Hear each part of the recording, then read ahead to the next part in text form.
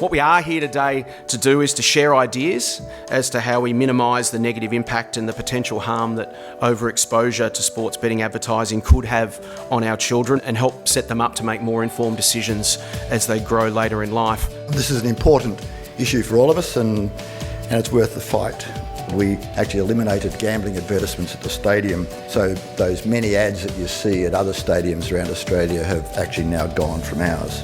There was a conviction that these businesses just don't fit our club's values, and we regard ourselves as a values-driven club, and it was pretty hard to square the damage that these businesses do with those values.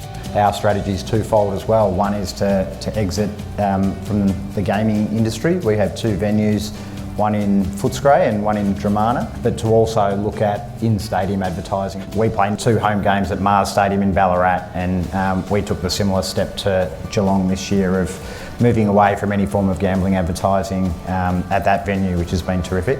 And we continue to actively pursue an exit from gaming as well. You will not see any sports betting advertising across any of our Big Bash teams or at any of our Big Bash games, both men and women's, and that's a deliberate approach from cricket. It'd be a real disconnect to have that sort of advertising at our games when we're all about, families. We want mum and dad and the kids and their kids and friends at our games. So to plaster with sports betting advertising just doesn't work for us. I personally have been approached to endorse betting companies along my journey, and as the profile of women's footy has increased, and I've taken a personal stance against doing it, but you still put in awkward situations where by association you are seen to be endorsing it. Had a really awkward moment earlier this year. I do a kids show. One of the first shows I ever did, the first ad reel off the back of talking about kids footy, was led with a sports betting ad. It is such a big, powerful and growing beast. I'm old enough to have lived through the breaking of the nexus between